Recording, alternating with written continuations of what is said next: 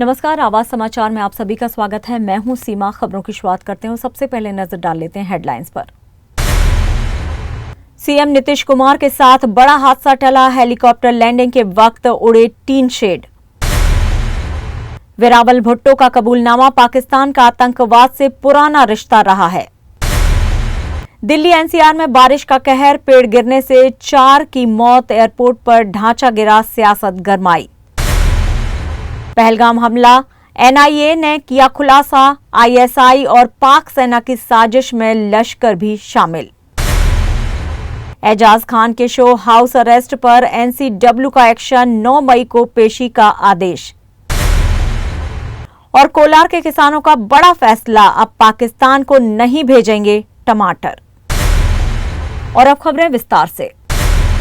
बिहार के राजगीर में शुक्रवार को मुख्यमंत्री नीतीश कुमार की हेलीकॉप्टर लैंडिंग के दौरान उस वक्त हड़कंप मच गया जब तेज हवा के चलते 2 टीन शेड उड़ने लगे। हालांकि कोई हादसा नहीं हुआ, लेकिन ये घटना सुरक्षा व्यवस्था पर सवाल जरूर खड़ी करती है। नीतीश कुमार शुक्रवार को नालंदा के राजगीर पहुंचे। हेलीकॉप्टर के उतरते ही बने शेड ने हवा के दबाव से 2 टीन शेड अचानक हवा में उछल गए और कुछ दूरी तक उड़ते चले गए। गनीमत ये रही कि ये टीन शेड मुख्यमंत्री के हेलीकॉप्टर से नहीं टकराए, वरना एक बड़ा हादसा हो सकता था। हालांकि इस घटना में कोई अनहोनी नहीं हुई और मुख्यमंत्री सुरक्षित रूप से कार्यक्रम स्थल पर पहुंचे। इसके बाद उन्होंने निर्धारित कार्यक्रम के अनुसार स्पोर्ट्स एकेडमी का उद्घाटन किया और लोगों को संबोधित किया।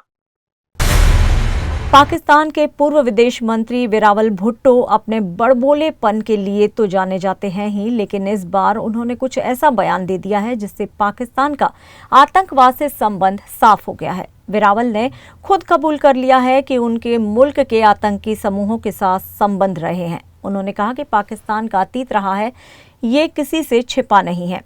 पाकिस्तान के दहशतगर्दों के साथ संबंध रहे हैं। वेरावल ने आतंकवाद के साथ पाकिस्तान के इतिहास को स्वीकार करते हुए दावा किया है कि इसका उनके देश पाकिस्तान को खामियाजा भुगतना पड़ा है। एक इंटरव्यू में भुट्टो ने कहा कि हम चरमपंथ आतंकवाद की लहर से गुजरे हैं। हमने जो कुछ भी है वो झेला है, उससे सबक लिया है। इस समस्या को हल करने के लिए हमने आंतरिक सुधारों को अपनाया है, लेकिन ये साफ है कि आतंकवाद हमारे इतिहास का एक दुर्भाग्यपूर्ण हिस्सा है। पहलगाम में हुए आतंकी हमले के बाद दुनिया भर से भारत को समर्थन मिल रहा है और पाकिस्तान को नसीहतें दी जा रही हैं कि वो आतंकवाद को पनाह न दे। इसी बीच वेरावल का ये कबूलनामा पाकिस्तान की असलियत बयान कर रहा है।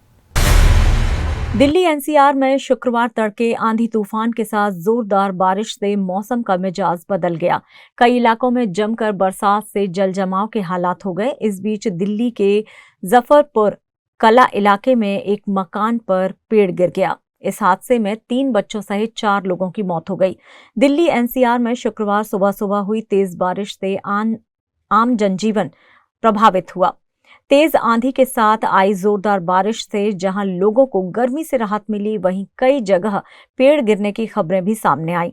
इस दौरान दिल्ली के जफरपुर कला में एक घर पर पेड़ गिरने से 4 लोगों की मौत हो गई। वहीं तेज हवा के कारण दिल्ली एयरपोर्ट के टर्मिनल 3 पर एक लोहे का ढांचा गिर गया। अचानक बदले इस मौसम से कई फ्लाइट्स भी प्रभावित हुई हैं। दिल्ली की मुख्यमंत्री रेखा गुप्ता ने दिल्ली में हुई बारिश पर कहा कि सरकार और प्रशासन सुबह 5 बजे से ही लगातार अलर्ट पर थे। सभी डीसी और अधिकारी सड़कों पर खड़े थे। इस कार्यक्रम में आते समय मैंने 3 पॉइंट देखे जहां पर जल भराव और ट्रैफिक जाम था। ये ट्रिपल इंजन की सरकार है, जहां आज केंद्र, दिल्ली और हमारे स्थानीय निकाय एक टीम के रूप में साथ खड़े होकर काम कर रहे हैं और दिल्ली की बिगड़ी हुई व्यवस्था को सुधारने के लिए बड़े उत्साह के साथ जुटे हुए हैं। मैं तो धन्यवाद देना चाहती हूँ प्रभु का कि बारिश से पहले की ये बारिश जो आज आई है, ये पूरे सिस्टम के लिए एक अलार्म है। और ये जो व्यवस्थाएं आज की खड़ी हुई नहीं है, ये पिछले 10, 12, 15 साल से जो बैकलॉग है, जो दिल्ली का विकास नहीं हुआ, जो दिल्ली की व्यवस्थाएं बिगड़ी रही, जिस तरीके से पूरा का पूरा प्रशासन सोया रहता था और जिस तरीके से केजरीवाल के कान पे, माननीय केजरीवाल जी के कान पे तो ये आवाज भी नहीं पहुंचती होगी। वो अपने शीश महल के दरवाजे बंद करके साउंड प्रूफ नींद जब लेते होंगे तो उन्हें यह भी संज्ञान नहीं रहता होगा कि कहां बिजली कड़की, कहां पेड़ गिरा और कहां पानी भरा। दिल्ली विधानसभा में नेता प्रतिपक्ष आतिशी ने कहा कि एक तरफ पूरी दिल्ली में जल भराव है, दूसरी तरफ दिल्ली के बहुत से इलाकों में 10-12 घंटों से बिजली नहीं है। बीजेपी की 4 इंजन की सरकार ने मात्र 2 महीने में दिल्ली में बिजली, पानी, सीवर की सारी व्यवस्था को ठप कर दिया है। अगर रेखा गुप्ता अपना समय दिल्ली वालों के लिए काम करने में लगाएं, न कि सिर्फ अरविंद केजरीवाल को गाली देने में, तो शायद दिल्ली इतनी जल्दी ठप न हो। जम्मू कश्मीर के पहलगांव में हुए आतंकी हमले को लेकर सूत्रों के जरिए से जो जानकारी सामने आ रही है, उसके मुताबिक राष्ट्रीय जांच एजेंसी लगातार हमले को लेकर जांच में जुटी है। एजेंसी की शुरुआती रिपोर्ट में बड़ा खुलासा हुआ है। जो जानकारी मिल रही है उसके मुताबिक 22 अप्रैल को पहलगांव में हुए आतंकी हमले में आतंकी संगठन लश्कर-ए-तैयबा के साथ ही साथ पाकिस्तान की खुफिया एजेंसी ISI और पाकिस्तानी सेना का भी हाथ होने की बात सामने आ रही है। इस हमले में 27 लोगों की जान चली गई थी। NIA की लगातार इस हमले की जांच में जुटी हुई है। एजेंसी ने कश्मीर घाटी से लगभग 20 ओवरग्राउंड वर्कर्स की पहचान की है। इन लोगों पर आरोप है कि इन्होंने हमलावरों को मदद पहुंचाई थी। फिलहाल इन सभी से पूछताछ की जा रही है। अभिनेता एजाज खान के शो हाउस अरेस्ट पर विवाद बढ़ता ही जा रहा है। उल्लू ऐप पर स्ट्रीम हो रहे रियलिटी शो हाउस अरेस्ट के आपत्तिजनक वीडियो के वायरल होने के बाद राष्ट्रीय महिला आयोग ने सख्त रुख अपनाया है। शुक्रवार को NCW ने शो के होस्ट और अभिनेता एजाज खान के साथ ही साथ उल्लू ऐप के CEO प्रभु अग्रवाल को सम्मन जारी किया है। शो में महिलाओं को अश्लील हरकतों के लिए मजबूर करने के आरोपों में न केवल सोशल मीडिया पर हंगामा मचाया, बल्कि राजनीतिक गलियारों में भी इसकी गूंज सुनाई दे रही है।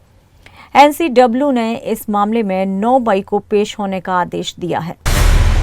पहलगाम में हुए हमले के बाद कर्नाटक के कोलार जिले के किसानों और व्यापारियों ने पाकिस्तान को टमाटर के निर्यात पर पूरी तरह से प्रतिबंध लगा दिया है। बता दें कि हर साल कोलार से पाकिस्तान को 800 से 900 टन टमाटर की आपूर्ति की जाती थी।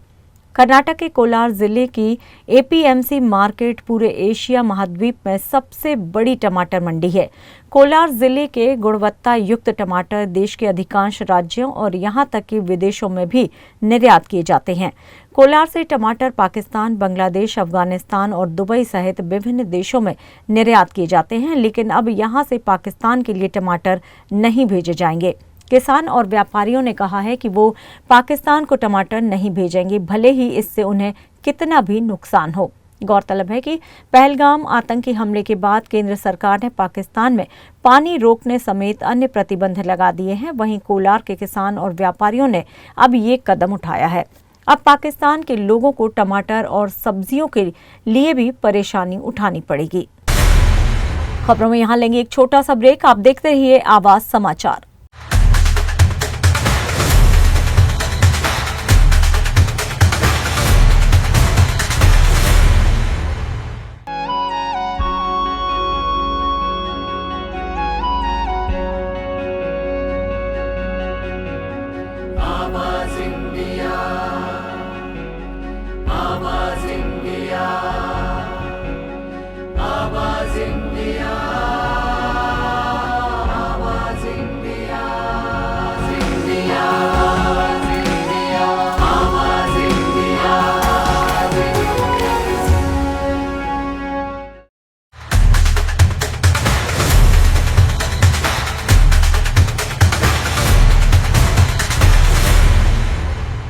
ब्रेक के बाद एक बार फिर से आप सभी का स्वागत है। बढ़ते हैं अपनी अगली खबर की ओर। पहलगाम हमले के बाद अब राजनीति गर्मा गई है। शिवसेना उद्धव दल के नेता और सांसद संजय राउत ने प्रधानमंत्री मोदी और गृह मंत्री अमित शाह पर तीखा हमला बोला है। राउत ने मोदी के मुंबई दौरे को लेकर सवाल उठाए और अमित शाह से इस्तीफे की मांग कर डाली। बता दें कि पहलगाम हमले में 27 लोगों की मौत के बाद देश भर में आक्रोश है और इसी बीच अब सियासत भी गरमाई दिख रही है। शिवसेना सांसद संजय राउत ने प्रधानमंत्री नरेंद्र मोदी और गृह मंत्री अमित शाह पर सीधे हमला बोला है। राउत ने कहा है कि देश में लोग मारे जा रहे हैं, मातम पसरा है और प्रधानमंत्री मुंबई में 9 घंटे मनोरंजन की दुनिया में व्यस्त हैं। ये हमला हुआ है देश के ऊपर, 27 लोग मारे गए हैं। घर घर में आक्रोश है और हमारे प्रधानमंत्री मुंबई में आते हैं और फिल्मी सितारों के साथ 9 घंटे बिताते हैं, एकदम कंफर्टेबल, कोई चिंता की लकीर नहीं। मुंबई में मीडिया से बातचीत करते हुए राउत ने गृह मंत्री अमित शाह को भी आड़े हाथों लेते हुए कहा कि उरी से लेकर पहलगाम तक जो हो रहा है उसके लिए अमित शाह जिम्मेदार हैं। अगर उनमें देशभक्ति है तो उन्हें तुरंत इस्तीफा देना चाहिए। राउत ने ये भी कहा कि जब शिवराज पाटिल जैसे नेता इस्तीफा दे सकते हैं तो अमित शाह क्यों नहीं। उरी से लेकर पुलवामा और पहलगाम तक जो हमले हुए उसके लिए गृह मंत्रालय जिम्मेदार है। आपको ये बोलने का अधिकार नहीं है। सबसे पहले आपका इस्तीफा आना चाहिए था। अगर आप असली देशभक्त है ना तो इस देश में सबसे पहले इस्तीफा या बरतरफी या निलंबन गृह मंत्री का होना चाहिए था। अभी तो आप बोलेंगे उसको जवाब देंगे, उसको जवाब देंगे, जवाब तो हमारी फौज देगी। लेकिन आपकी गलती, आप 24 घंटे जो कारस्थान राजनीति में चक्रव्यूह में बैठे हो ना, उसकी सरकार गिराओ, उसकी सरकार लाओ, ये विधायक तोड़ो, ये सांसद तोड़ो, ये आपका काम है। पहलगाम आतंकी हमले के बाद भारत और पाकिस्तान के बीच तनाव चल रहा है। इसी बीच खालिस्तानी समर्थक आतंकवादी गुरपतवंत सिंह पन्नू भारतीय सेना में शामिल सिख सैनिकों से अपील कर रहे हैं। उन्होंने कहा कि अगर भारत पाकिस्तान के साथ युद्ध करता है तो वे देश के लिए न लड़ें। साथ ही ये भी कहा कि इस्लामाबाद सिखों और खालिस्तान का दोस्त है। रिपोर्ट के अनुसार पन्नू ने एक भड़काऊ वीडियो संदेश में कहा है कि अगर भारत ने पाकिस्तान पर हमला किया तो ये भारत और पीएम मोदी के लिए अंतिम युद्ध होगा। भारतीय पक्ष के पंजाबी पाकिस्तानी सेना के लिए लंगर परोसेंगे। सिख सैनिकों के लिए अपने संदेश में पन्नू ने कहा है कि पाकिस्तान दुश्मन नहीं बल्कि एक मित्रवत देश है जो पंजाब को आजाद करने के बाद हमारा पड़ोसी होगा। अब समय आ गया है कि नरेंद्र मोदी के अंध राष्ट्रवादी युद्ध को नहीं कहा जाए और पाकिस्तान के खिलाफ न लड़ें। गौरतलब है कि पिछले हफ्ते पहलगाम में हुए घातक आतंकवादी हमले के बाद से भारत और पाकिस्तान के बीच तनाव बहुत ज्यादा है। हमले में 25 सैलानियों समेत 28 लोग मारे गए थे और अब ऐसे में आतंकवादी गुरपतवंत सिंह पन्नू के संदेश की वजह से मामला और भी गंभीर होता नजर आ रहा है। महाराष्ट्र की राजनीति में सियासी वार पलटवार तेज हो गए हैं। शिवसेना उद्धव दल के नेता और विरोधी पक्ष नेता अंबादास दानवे ने फडणवीस सरकार के कामकाज का लेखा जोखा पेश करते हुए महायुति सरकार पर तीखा हमला बोला है। दानवे ने हर विभाग में सरकार को फेल बताते हुए कहा, न योजनाएं ठीक से लागू हो रही हैं, न जनता को राहत ही मिल रही है। फसल बीमा से लेकर लाडली बहन योजना तक हर योजना में भ्रष्टाचार और कुप्रबंधन का आरोप लगाते हुए उन्होंने कहा कि अब समय आ गया है कि सरकार खुद अपना मूल्यांकन करे और जनता के सामने सच्चाई रखे। राज्य में कृषि व्यवस्था को लेकर चर्चा हो रही है। 1 रुपए में जो पीक बीमा था वो कैंसिल किया गया है। एग्रीकल्चर मिनिस्टर जो बातें कहते हो, किसानों को जिस प्रकार उनके जख्म पर नमक छिड़ने जैसी बातें राज्य के कृषि मंत्री कहते हैं। लाडली बहन योजना, इसमें से 8 लाख महिलाओं का नाम कैंसिल हुआ है और इस डिपार्टमेंट को सरकार 1 नंबर दे रही है। जल जीवन मिशन बड़ी महत्वाकांक्षी योजना है प्रधानमंत्री महोदय जी की, लेकिन आज इस योजना को सिर्फ हर घर नल लगा है, जल इससे नहीं पहुंच रहा है। महाराष्ट्र में हर जगह पानी की किल्लत हो रही है। सीबीएसई पैटर्न लाने का और एसएससी बोर्ड हटाने का ये प्रयत्न राज्य सरकार कर रही है। इसी प्रकार हिंदी को जबरदस्ती करने का प्रयत्न भी राज्य सरकार ने किया, लेकिन जनता ने वो प्रयत्न भी राज्य सरकार का यशस्वी नहीं होने दिया। इस प्रकार ये सरकार सिर्फ गुणांकन तो करती है, लेकिन ये गुणांकन सरकार ने नहीं, जनता का गुणांकन होना चाहिए। मैं सरकार को आह्वान देता हूं खुला कि उन्होंने अपना गुणांकन जनता के सामने रखना और जनता से मंगाना कि हम सही में इसमें गुण प्राप्त करने लायक है या नहीं, फिर सरकार को समझेंगे कि सरकार की स्थिति क्या है। मुंबई से सटे मीरा भाईंदर इलाके में एक बड़े ठगी रैकेट का भंडाफोड़ हुआ है। पुलिस ने एक ऐसे शातिर आरोपी को गिरफ्तार किया है जो लोगों को नई गाड़ियों को किराए पर देकर मोटा मुनाफा दिलाने का झांसा देता था, लेकिन असल में ये पूरा कारोबार ठगी पर आधारित था। मीरा भाईंदर वसई विरार के पुलिस कमिश्नर मधुकर पांडे ने इस ठगी रैकेट को लेकर जानकारी देते हुए कहा है कि आरोपी ने 1375 निवेशकों को ठग कर तकरीबन 25 करोड़ रुपए की धोखाधड़ी की है। आरोपी ने बुक की गई नई कारों को मुंबई एयरपोर्ट और JNPT पोर्ट जैसे स्थानों पर किराए पर देने की बात कहकर लोगों से निवेश कराया। पुलिस ने आरोपी संदीप सुरेश कंडलकर उर्फ राजू राजीव जोशी को रत्नागिरी के दापोली इलाके से गिरफ्तार कर लिया है। आरोपी के खिलाफ महाराष्ट्र और गुजरात के कई शहरों में कुल 13 आपराधिक मामले दर्ज हैं। आरोपी के पास से पुलिस ने फिलहाल 246 महंगे मोटर वाहन जब्त किए हैं और पूरे नेटवर्क की सरगर्मी से जांच पड़ताल की जा रही है। कुल मिलाकर बॉम्बे, न्यू बॉम्बे, एक गुजरात में भरूच, ऐसे कुछ जगहों पर मिला के 13 केसेस इसके ऊपर में चीटिंग के। इसने इस बार इसका जो मोडस था उसमें वो क्या करता था कि लोगों को संपर्क करके वो उनको ये कहता था कि मेरे पास में बॉम्बे एयरपोर्ट और JNPT यहाँ पे गाड़ियाँ हमको चाहिए जो हम रेंट पे देंगे, उसमें अगर आप चाहो तो आप इन्वेस्ट कर सकते हो, आपको उसका अच्छा बिटवीन 55,000 to 75,000 उसका रेंट हमको मिलने की उम्मीद है। अगर व्यक्ति पूरा पैसा इनको देता था तो एक गाड़ी ली जाती थी। और शुरुआत के दौर में ये उनको कुछ पैसे देता भी था ताकि वो लालच में फंसते जाए और ज़्यादा से ज़्यादा लोगों को बताएं बल्कि पॉन्जी स्कीम टाइप की। बाद में अगर कोई व्यक्ति पूरा पैसा नहीं देके कुछ पैसा देता था तो वो उनको फाइनेंस भी करवाता था और फिर गाड़ी उनके नाम पे एक ली जाती थी। कुछ जगहों पे ऐसा भी हुआ है कि पैसा लेता था और कोई गाड़ी वाड़ी भी नहीं होती थी। भाड़ा एयरपोर्ट या JNPT पे देने का कोई सिस्टम नहीं था, सिर्फ ये सब हवा में ही चलता था। इसने कुल अभी तक हमारे पास में जो इन्फॉर्मेशन अभी तक की है उसमें अभी तक 1375 लोगों को उसने चीट किया था। 20 करोड़ 60 लाख रुपए की ये चीटिंग दिख रही है। इसमें आज पर तक हम लोगों ने ऑलरेडी 246 गाड़ियाँ हमने रिकवर की हैं इसमें, जिसकी कीमत 25 करोड़ है।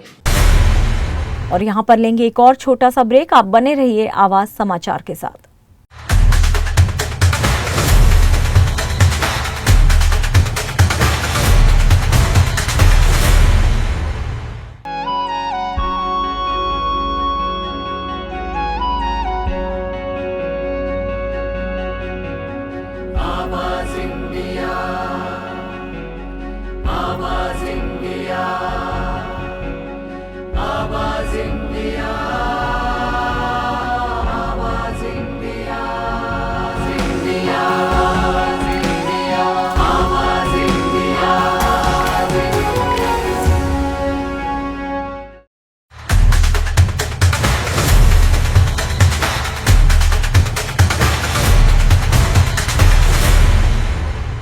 ब्रेक के बाद एक बार फिर से आप सभी का स्वागत है। बढ़ते हैं अपनी अगली खबर की ओर।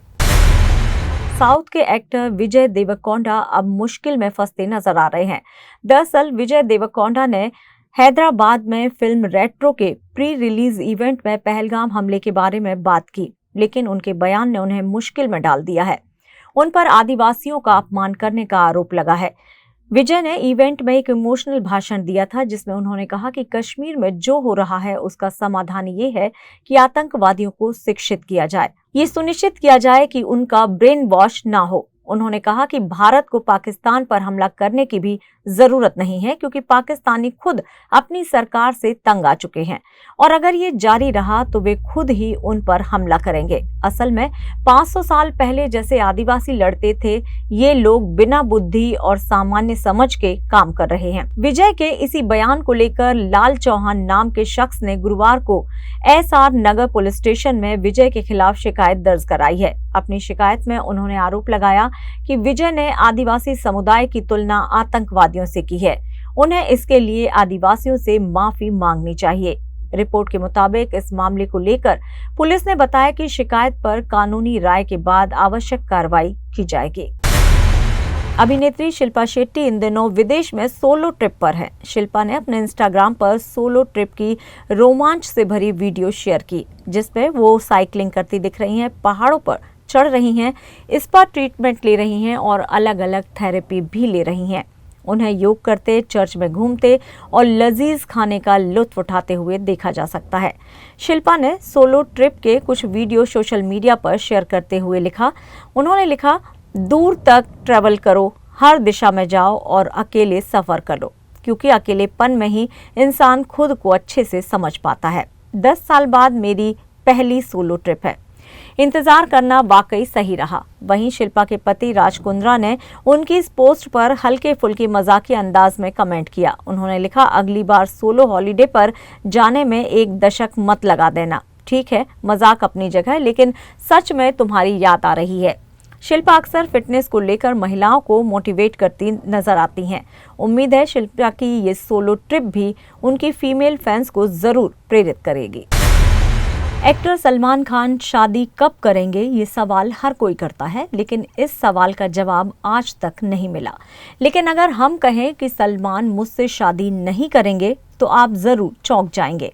लेकिन वाकई में ये सच है, सलमान मुझसे शादी नहीं करने जा रहे, यानी कि अपनी सुपरहिट फिल्म मुझसे शादी करोगे के सेकंड पार्ट में नजर नहीं आएंगे। दरअसल खबर है कि फिल्म मुझसे शादी करोगे का पार्ट 2 बनने जा रहा है। ऐसे में फैंस एक बार फिर से सलमान खान को समीर और अक्षय कुमार को सनी के रूप में देखने के लिए और रानी उर्फ प्रियंका चोपड़ा के लिए लड़ते हुए देखने के लिए बेकरार हैं।